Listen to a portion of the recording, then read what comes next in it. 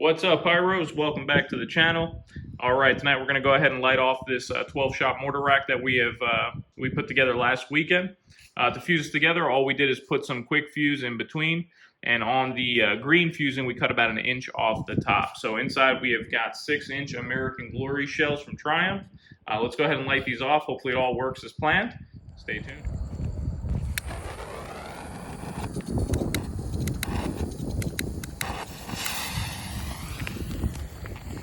Here we go.